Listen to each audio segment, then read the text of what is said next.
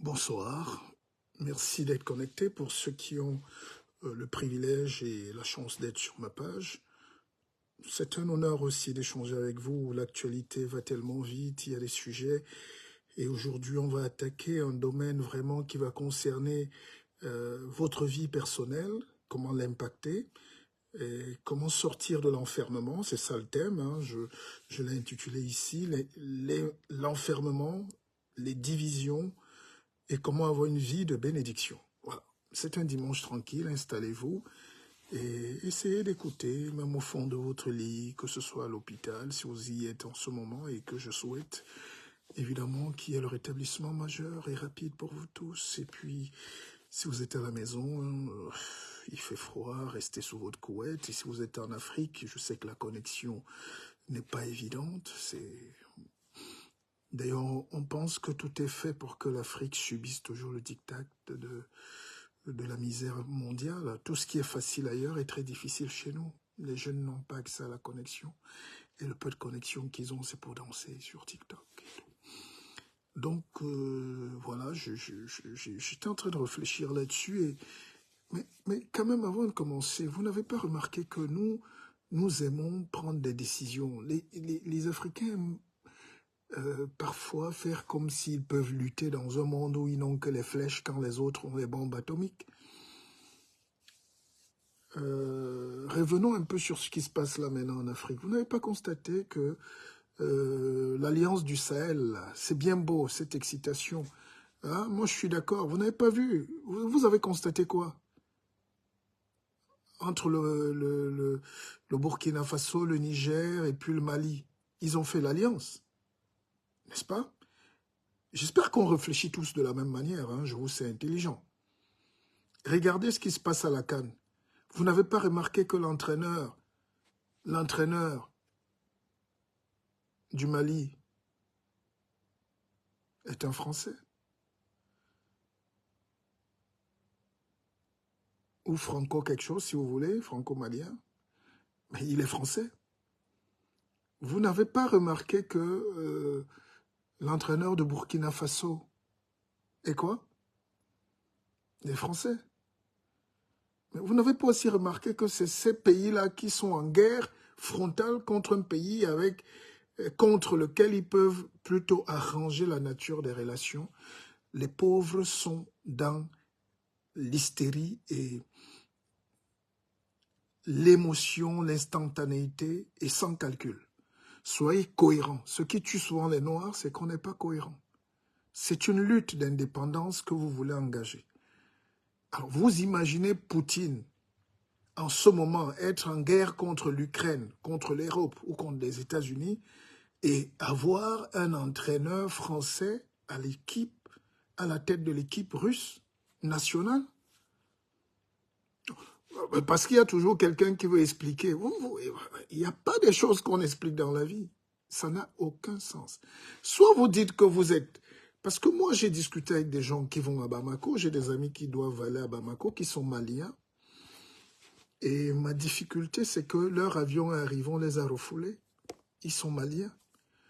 Ils sont maliens, il y a la double nationalité, mais on leur demande déjà le visa. Et c'est-à-dire, ils se font du mal à eux-mêmes alors qu'ils savent qu'ils ne peuvent pas aller loin. Bon, ça c'était une parenthèse. Et vous allez donc voir qu'en Afrique, tout le monde réfléchit souvent par rapidité, par raccourci et par émotion. Nous vivons dans un monde où il faut regarder avec qui on peut avancer. On peut avoir lutté hier, mais on ne va pas lutter tout le temps. Les Africains se comportent exactement comme dans les familles. Dans les familles aujourd'hui, tu ne sais même plus qui est sorcier, tout le monde lutte contre tout le monde. Il y a quand même un moment où on se dit non, protégeons quand même les étoiles. Non, mettons-nous derrière le leader, ou le guide, si vous voulez. Donc, en fait, ce que je voulais dire, c'est que, et c'est pour ça que l'Afrique a été battue. Beaucoup de jeunes Camerounais, par exemple, arrivent aujourd'hui en Côte d'Ivoire, et ils font comme s'ils ont découvert l'Amérique, quoi. C'est Magellan. Et ils sont étonnés. On les a entretenus dans l'idée que oui, nous on est révolutionnaires, on protège la terre, on protège le sous-sol. Pourtant, c'est rien du tout. Et à quoi ça sert de dire qu'on protège un rocher de diamant au lieu de le cultiver, au lieu de le développer pour qu'il donne la lumière et l'énergie, l'argent, les routes, l'école à tout le monde.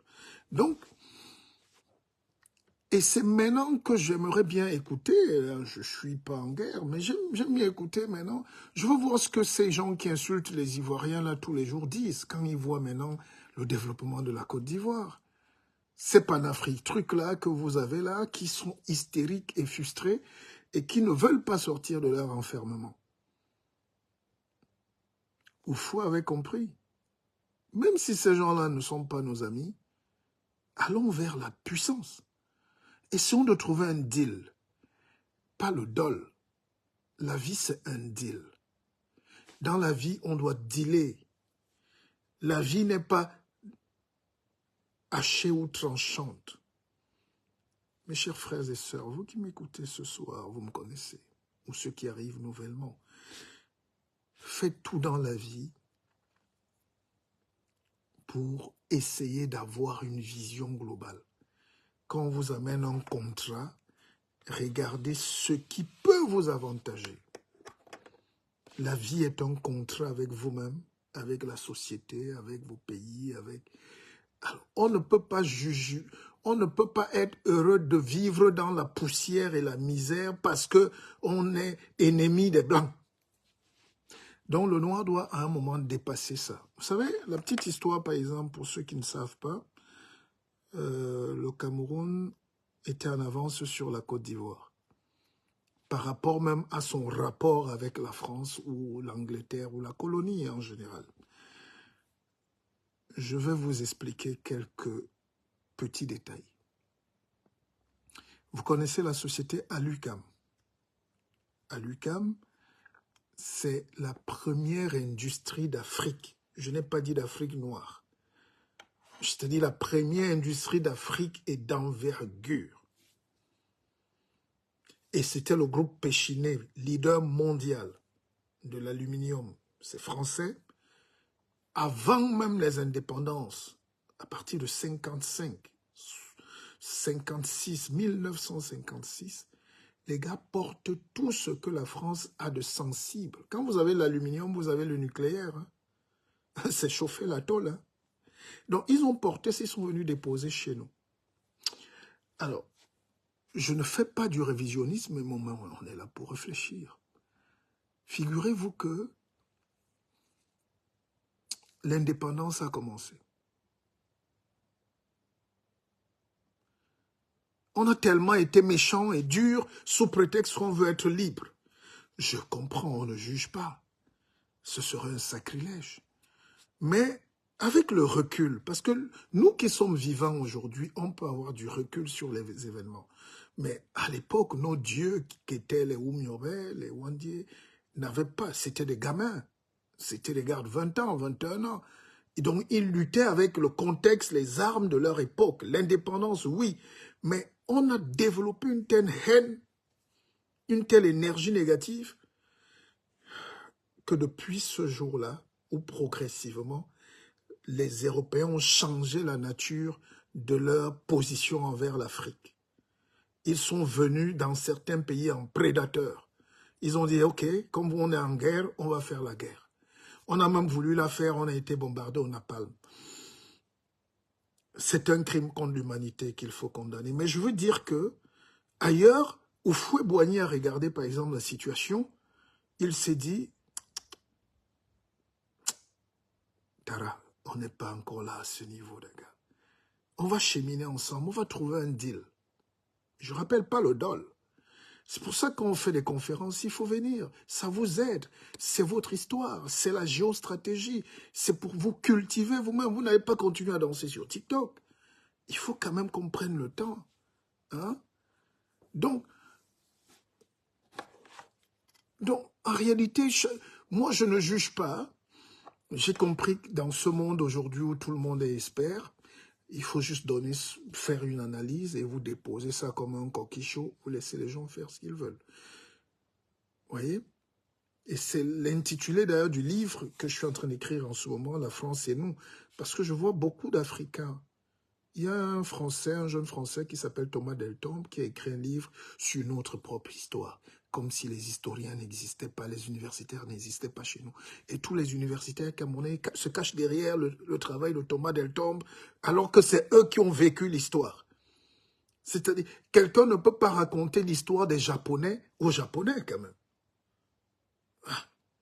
qui sont au Japon et qui sont vivants. Donc, cette faiblesse intellectuelle fait que nous, on est obligé de prendre ce genre de sujet pour vous expliquer. Mais après, il y a le bémol, c'est-à-dire que pour que quelqu'un investisse chez vous, vous demandez les autoroutes que vous avez vues à Abidjan. Mais il faut faire le fou à un moment. La femme qui veut gagner dans un foyer, si elle entre en conflit avec le mari, qu'est-ce qui se passe? Le gars a le temps d'avoir 20 femmes dehors, 1000 enfants, dilapider sa fortune, jeter même son héritage. Mais si vous lui montrez de l'intérêt, de l'amour, ou bien de ce qu'il peut aussi être gagnant dans ce qu'il va mettre.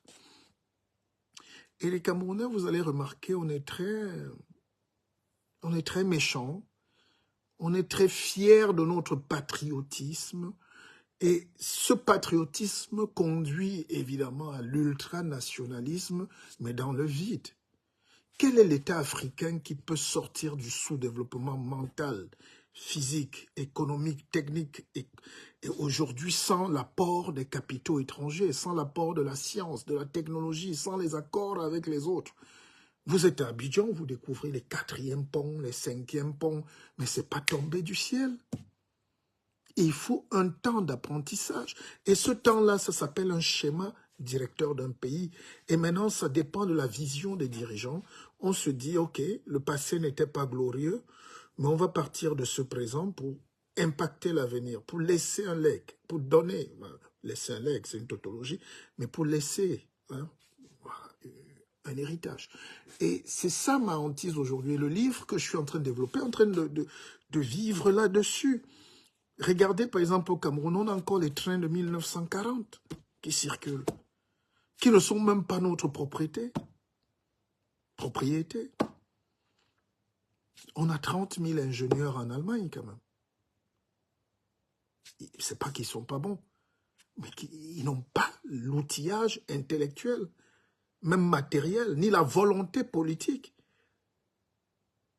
Et quand vous êtes des pays faibles comme ça, au lieu d'être là, nous sommes le continent, nous sommes ceci, vous n'êtes même pas une île. Alors il faut avoir la retenue nécessaire pour regarder, aller chercher des partenariats, faire appel à ceux qui savent. Qu'il vous ait battu hier ou pas, allez demander aux Canadiens, donnez-nous des trains. Vous savez que c'est le Canada qui, avec les trains Bombardier, la société Bombardier qui fait les plus grands trains au monde. Il y a tellement de trains. Ils donnent parfois des trains. Ils ont donné des trains à, je sais plus, ils ont donné des trains à un pays là de manière gratuite. Mais le noir, surtout le Camerounais, a une fierté déplacée. C'est ça qui se vérifie même sur le terrain. Vous vous appelez le continent, mais dans le vide en réalité. Vous êtes la grenouille qui vous laisse prendre pour un bœuf. Vous n'avez pas de stratégie, vous n'avez pas de force, vous n'avez pas de richesse, mais c'est vous qui vous prenez pour un continent. Alors, et donc, Aimé Césaire au moment des dépendances, parce qu'il a écrit un livre qui s'appelle « Discours sur le colonialisme », vous ne l'avez pas lu, je suis sûr et certain, ou quelques-uns, vous devez le lire. Et à la question de savoir si les Antillais peuvent être indépendants, il a dit « c'est pas le moment ». Oui, pour la négritude. Oui, pour la fierté d'être noir.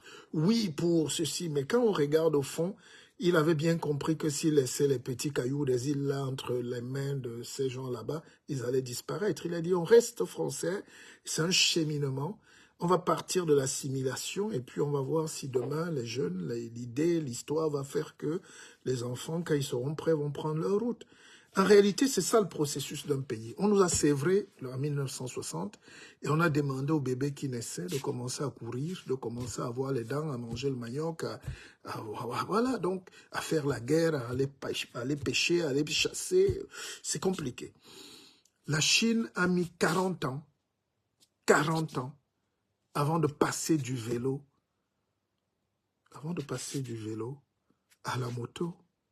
Aujourd'hui, ils ont des satellites. C'est eux qui dirigent le monde. Si on avait dit aux Africains, laissez 40 ans passer à vélo, comme d'ailleurs, quand Sankara commençait à dire que lui, il va commencer à dire aux Africains, aux Burkinabés de vivre doucement, les boubous importés, les costumes importés, les Mercedes, il n'en veut pas, les gens ont commencé à le détester, on l'a tué, quoi. C'est-à-dire que, même si lui-même, il avait la Renault 5, hein, qui est française. Donc, ce que je veux dire, c'est que les Chinois ont compris. Parce que les Chinois étaient déjà une grande nation avant. L'Empire du Milieu, les routes de la soie, ils avaient déjà tout. Il y a eu des Confucius, mais ils ont perdu. La civilisation a été faible à un moment, on les a battus. La colonisation a été plus dure, anglaise et tout. Donc on a détruit ce peuple et ils se sont relevés, mais ils ont compris que frontalement, ils vont disparaître. Ils ont pris le temps. En Afrique, on ne prend pas le temps d'apprendre. C'est comme les réseaux sociaux.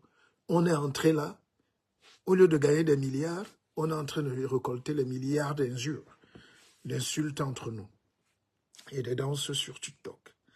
Donc, il y a un temps nécessaire à l'apprentissage.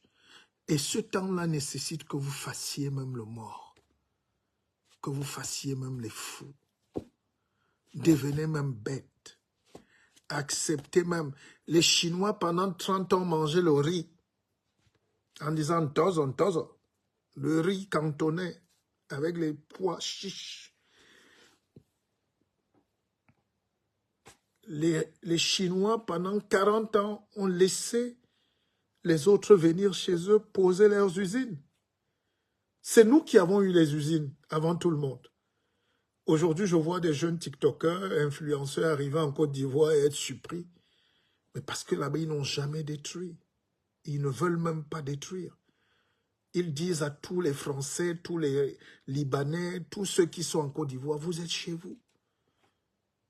Le Camerounais a juste un sourire de façade et le cœur est noir et la méchanceté. Il faut détruire. Et puis il y a le tribalisme.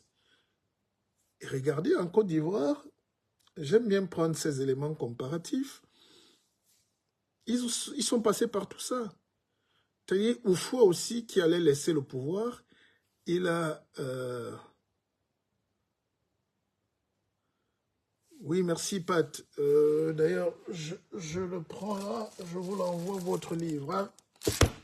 Vous m'envoyez votre adresse. Vous pouvez même m'écrire inbox, hein, mon cher Pat. Je vous envoie le PayPal et il n'y a pas de souci. Donc, et votre adresse. Donc, il faut... On n'a pas eu la domestication de la pensée. On a eu des jeunes leaders à l'époque qui voulaient l'indépendance, c'est logique. Certains étaient même médecins, mais ils n'avaient pas l'expérience. Ils n'avaient pas fait la géopolitique. Or, les Chinois, c'est les vieux peuples de la Russe. Même Poutine que vous voyez là, Poutine a pris la Russie en état de délabrement total. La perestroïka, c'était la connerie. Les Boris Yeltsin ont détruit le pays, ils ont vendu même le pays aux Américains. D'accord? Les Gorbatchev, ils ont signé des alliances avec les États-Unis et tout. Et Poutine a dit non. Ils ont pris 40 ans aussi. La guerre que vous voyez, la Russie-Ukraine, c'est 40 ans. Poutine se prépare depuis 40 ans. Depuis qu'il est entré au KGB à Berlin, il a compris la force de l'Allemagne. Il est revenu chez lui à Saint-Pétersbourg. Il a dit, nous allons chasser ces gens-là, mais dans 40 ans. Et c'est maintenant, quand la Russie a été prête à relancer son économie, à maîtriser, bon, c'est des patrons des mathématiques, le nucléaire, vous le savez, ça c'est pas... Mais économiquement, ils ont eu une économie délabrée du communisme, du marxisme qui a détruit l'économie. D'accord? Donc, les Russes ont attendu le temps nécessaire pour lancer l'assaut. On ne lutte pas quand on n'est pas prêt. Avant de lutter aussi, il faut regarder les forces en présence. Il a senti que l'Europe est faible, l'Europe de l'Ouest. Il a senti que l'économie russe peut tenir. Ils ont chassé les McDo, ils ont remplacé le même jour. Ils ont chassé les Renault, les Peugeot, ils ont mis Lada qui était en faillite. Donc ils ont renationalisé toutes leurs entreprises. Au Cameroun, on a nationalisé Evecam, on a nationalisé Alucam, on a nationalisé Selucam, on a mis la pauvreté, la misère, la médiocrité. Aujourd'hui, ces gars ne peuvent même pas vendre de tôle. Parce que le Cameroun, les Camerounais, vous n'avez pas la force de développer un pays.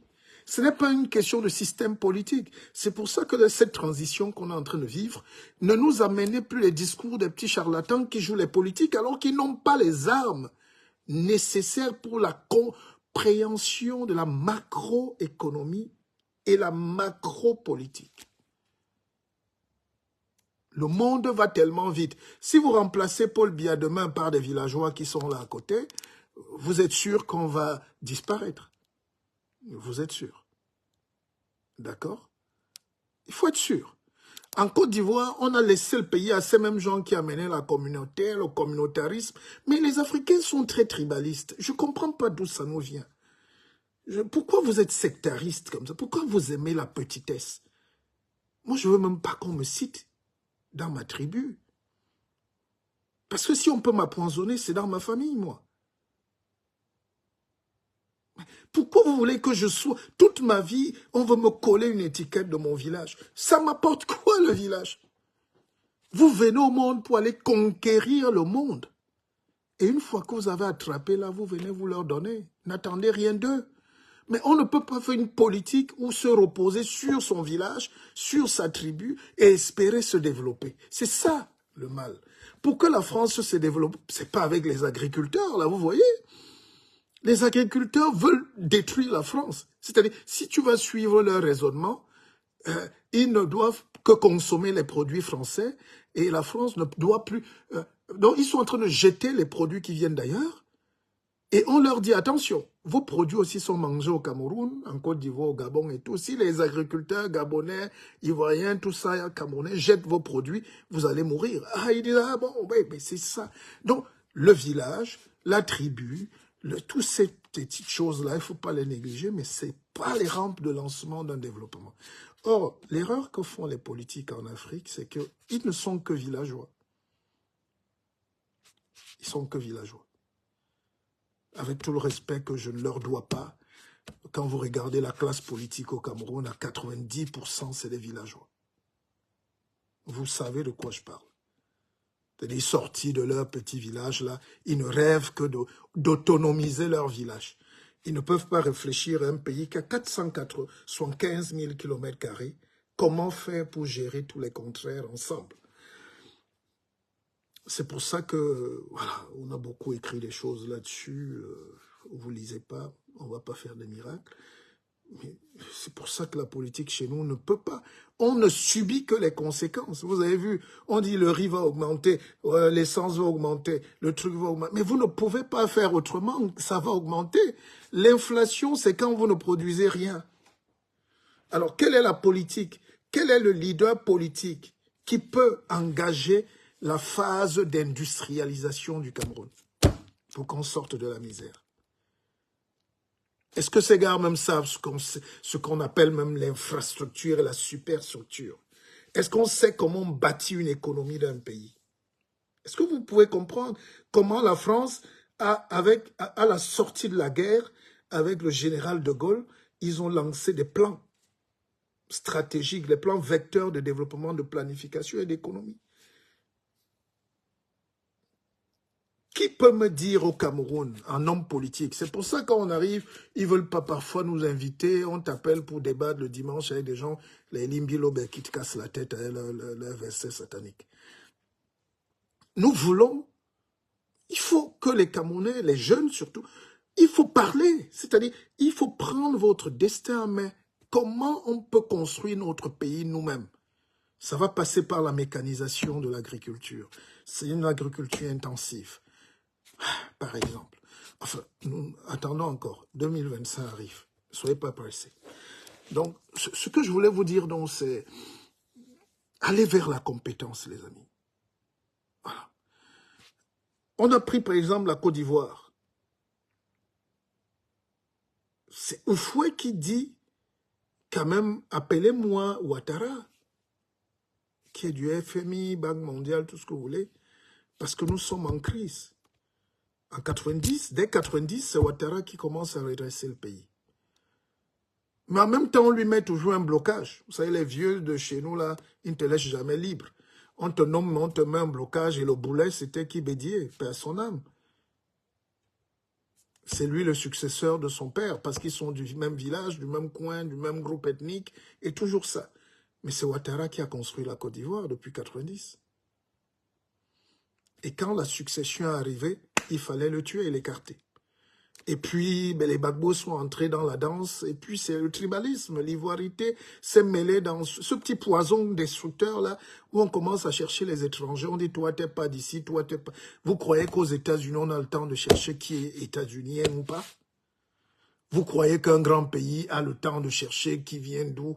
Sur ce plan, vous devez quand même réfléchir par vous-même que chaque fois que quelqu'un vous ramène un débat sur le tribalisme, c'est qu'il est battu. D'accord? Chaque fois que quelqu'un compte sur son village ou sa tribu pour exister, c'est qu'il est frustré, il est faible. Il faut dépasser cette barrière invisible pour aller vers l'universel. L'universel, c'est pas le néant, c'est pas abstrait. L'universel, ça veut dire on prend chez chacun ce qu'il peut donner de meilleur pour que tout le monde profite. D'accord? Il y a quelques gens qui commencent à comprendre, mais c'est un long chemin. Et donc, j'étais en train de dire que dès qu'on a laissé la petite faille à Ouattara,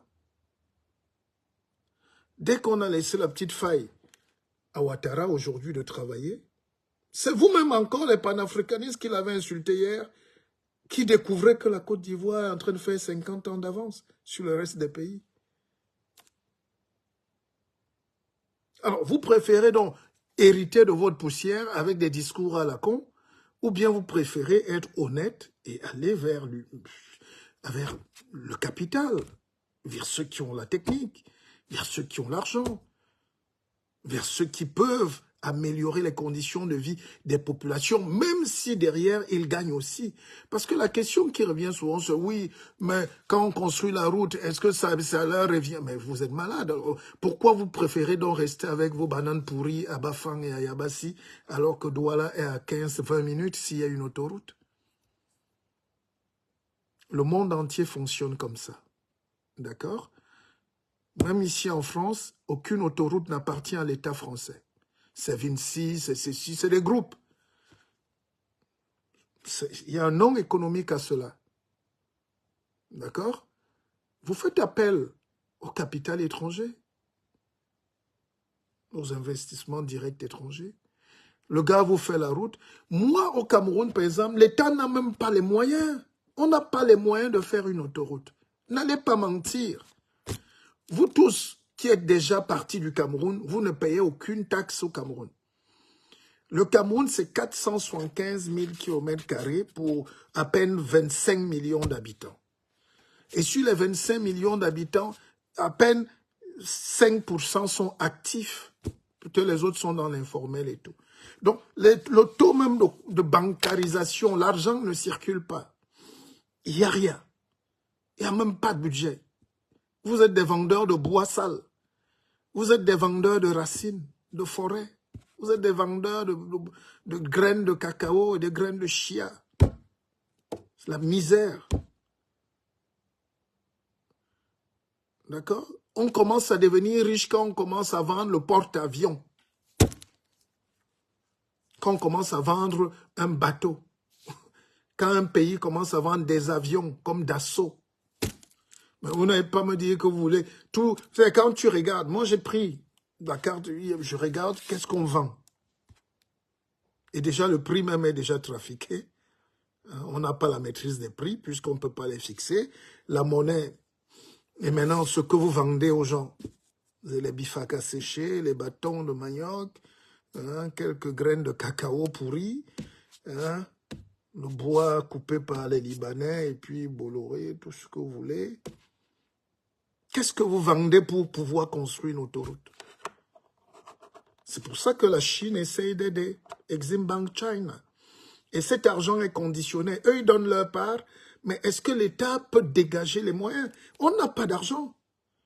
Alors, soit on réorganise notre vision collective avec la diaspora. C'est pour ça qu'il faut une réconciliation politique plus large, un consensus, pour que les gens que tous les Camerounais cachés partout dans le monde commencent à mettre de l'argent quelque part pour qu'on fasse des projets nous-mêmes. Mais vous croyez que l'État peut construire? Mais il faut être fou pour croire qu'un État comme le Cameroun peut construire une autoroute. Non. Avec quel argent? Si vous mettez encore la corruption, tout ce qui ne va pas, les détournements, les petites choses, la misère, là, les fonctionnaires et tout ça, vous comprenez ça peut faire 1000 ans comme ça. Alors que gérer un pays aujourd'hui est simple. Ici en France, tous les jeunes qui sont là, on les appelle la Startup Nation. C'est Macron qui a créé ça. Et je ferai un live pour expliquer cette notion de leadership plus tard, qu'on ne peut pas être là, en Afrique. On continue de faire les beaux sur les réseaux sociaux, alors qu'on a des gens qui détestent l'Afrique, qui sont nos parents. Toute la classe politique en France, si tu prends Attal, Macron, Bardella et tout, ils n'ont pas l'âge, ils ont l'âge d'un dirigeant politique en Afrique. Il faut arrêter ça quand même. Il faut arrêter. Donc je disais que le peu de temps qu'on a donné à Ouattara, j'espère qu'il va sortir par la bonne porte, mais regarde, il est en train de réaliser le miracle. Et vous êtes déjà totalement abasourdi, vous êtes exténué, vous êtes battu, vous êtes haineux, mais dépassé. Les Camerounais n'arrivent même plus. Sur Afrique Média, les gars ont déjà les boules là, sur le développement des autres. Et vous protégez donc au Cameroun, on ne comprend pas. Alors je disais que ce qu'on appelle développement, c'est que vous ouvrez le pays, mais en étant sérieux. C'est maintenant que la Chine essaye de refermer, parce qu'ils ont acquis le savoir et le savoir-faire, le know-how. Mais quand vous n'êtes rien, vous avez quelle fierté? Vous ouvrez le pays, vous lancez des appels d'offres internationaux, vous dites, nous, on a envie d'une autoroute, vous mettez l'autoroute, vous mettez le péage. Vous prenez votre argent, au bout de 5, 10 ans ou 20 ans, je ne sais pas, mais après, vous nous laissez la route. Voilà le chemin de fer. On n'a pas l'argent pour faire 6000 km de chemin de fer, on ouvre, peut-être il y a la Chine qui veut faire. La Chine le fait déjà au Kenya, en Ouganda, même si après, ils prélèvent. Mais c'est la loi. Mais pendant qu'ils font dans ce chemin de fer, vous, les Ougandais, vous, les Camerounais, vous trichez, vous étudiez. Vous ne venez pas sur les plateaux de télé menacer les gens, hein, dire que vous êtes souverain, alors que vous n'avez même pas, vous pouvez même pas vacciner vos enfants. Quand même. Donc c'est un peu ça. Un peu ça que j'allais dire. C'est pour ça qu'en Afrique, je vais revenir sur le cas de Cameroun plus tard, puisqu'on va parler de transition politique, je vais vraiment m'y atteler parce qu'il faut laisser ces discours-là. La transition politique est entamée au Cameroun, on est en train de la vivre, le président Biya est conscient, évidemment, conscient ou pas, l'histoire va nous amener à assumer notre destin, à passer à autre chose. Même si on respecte, évidemment, moi vous connaissez ma position, je suis républicain, je suis clair là-dessus, je respecte le président Paul Biya, son âge, son parcours et tout, mais je dis, on a le droit de nous poser des questions sur demain. Puisque si on ne veut pas réfléchir, si vous nous empêchez même de réfléchir, ça veut dire que vous voulez que le Cameroun disparaisse. Donc, il faudra voir demain comment faire pour que tous les gars qui ont 70 ans là et plus aillent d'abord au village. Ça, c'est un dossier qui va vous choquer, parce que certains ne sont pas prêts à l'écouter, mais pour qu'on ait une chance de nous développer, c'est un problème de génération. Voilà. Regardez les Justin Trudeau au Canada, son père était Premier ministre. Hein? Son père était Premier ministre en 80, dans les années 70-80, tout ça. Lui, il est Premier ministre aujourd'hui. C'est une génération, ils ont 40 ans. C'est-à-dire, nous, vous voulez la démocratie, mais vous ne voulez pas qu'on parle de ça. Parce que chacun a son vieux dans son village qui veut venir mettre sur notre tête encore. C'est pas possible. Ça va pas passer, non? Même moi-même, si je suis atteint par la limite d'âge et d'énergie, je vais conseiller, je vais financer, on va choisir un jeune pour qu'il aille. Accepter de laisser. Voilà. Et puis, quand vous regardez Macron, Macron prend sa retraite dans 2-3 ans là. C'est terminé. Il est en train de préparer Attal que j'aurais pu mettre au monde. Bardella n'a pas 30 ans, il a 28 ans, le petit. C'est le leader de l'opposition aujourd'hui. Même Marine Le Pen ne parle pas. Hein? Et puis tu as toute cette génération-là. Et c'est ça qu'on appelle la vie. Parce que c'est générationnel, les problèmes. Les problèmes sont générationnels, intergénérationnels. Oui, vous regardez en Belgique, c'est pareil. Vous regardez le leadership mondial aujourd'hui, voilà, il faut avoir le courage de passer à cette étape. Bon, dès que j'ai dit ça, je vais vous souhaiter une très bonne soirée. Et,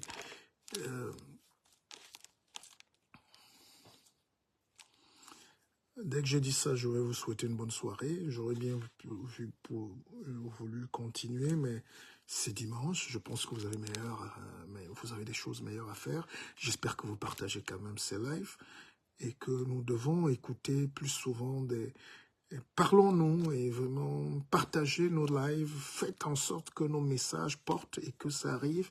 C'est pas nous qui faisons les algorithmes, on n'y peut rien. Et moi, je suis pas là pour payer Zuckerberg avec sa tête de pioche, là. Voilà. Donc, la soirée, qu'est-ce que je veux dire? La soirée va continuer. On est en train de préparer une conférence sur Paris et je vais vous laisser le temps de vous inscrire, de venir. On va parler de vie et tout. Je parlais d'enfermement. L'enfermement, ça veut dire évidemment l'embrigadement, hein, pour faire court. Et vous savez, aujourd'hui, on embrigade les esprits, on embrigade les corps, on embrigade la sorcellerie, on embrigade le génie, on embrigade le talent. Alors, pour sortir de cet embrigadement, donc de cet enfermement, il faut un schisme. Il faut un moment dans votre vie que quelque chose se casse. Et c'est ce qu'on appelle l'éveil. Malheureusement, beaucoup de nos frères marchent encore en plein jour, mais dans le noir. Notre peuple sort de loin. Nous n'avons pas la maîtrise de ce qui se passe à travers le monde. Nous sommes victimes. Nous subissons. C'est pour ça que chez nous, j'ai beau parcourir, on ne parle que de petites choses et de la médiocrité. Même ceux qui disent qu'ils ne veulent pas la médiocrité sont dans la médiocrité parce qu'ils ne savent pas ce que c'est que la médiocrité. Et j'aurais bien voulu, peut-être demain, je vais vous expliquer quand même. J'ai suivi un jeune qui parlait des médias, par exemple, en Côte d'Ivoire. Bon, voilà. Je n'ai pas non plus dit qu'en Côte d'Ivoire, il faut mettre Philippe Troussier, même quand il ne peut pas. Hein? Vous n'êtes pas obligé. Ne soyez pas assez trousse après. S'il est médiocre, vous le changez. Hein? Vous mettez quelqu'un qui mérite comme Emers Faye.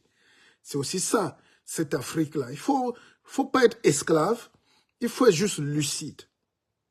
C'est aussi ça, sortir de l'enfermement mental. C'est-à-dire, on n'a pas dit de mettre à tout prix un blanc pour entraîner vos équipes ou pour diriger vos sociétés. Mais si c'est le meilleur, vous le laissez. Mais s'il ne vaut rien, s'il y a un national, s'il y a quelqu'un qui fait mieux, vous l'enlevez. On est d'accord? Et regardez ce que la Côte d'Ivoire est en train de faire. Ça, donc il faut jouer avec toute cette petite chose subtile. D'accord? Et j'étais de 10 ans,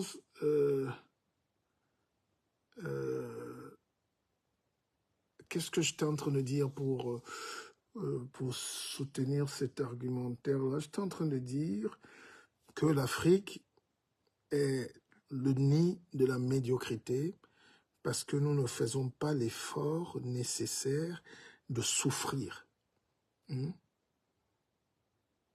Nous ne voulons pas souffrir. Nous ne voulons pas mettre l'énergie nécessaire pour nous-mêmes, pour nous former ou pour comprendre, ou pour aller vers des mentors véritables. On a encore des gens, on vit des marketing de réseau, des petites choses. Notre économie est cosmétique. Hein? Cosmétique. C'est-à-dire, on badigeonne la peau, là. Notre économie est misérabiliste. Nous sommes pauvres. Mais ce n'est pas une fatalité. Nous pouvons s'ouvrir et grandir. Nous pouvons aller vers l'excellence. Nous pouvons... voilà. OK? Allez. Bonne soirée et à très vite. C'était le guide. Mouleti, MPP, Bissok, premier.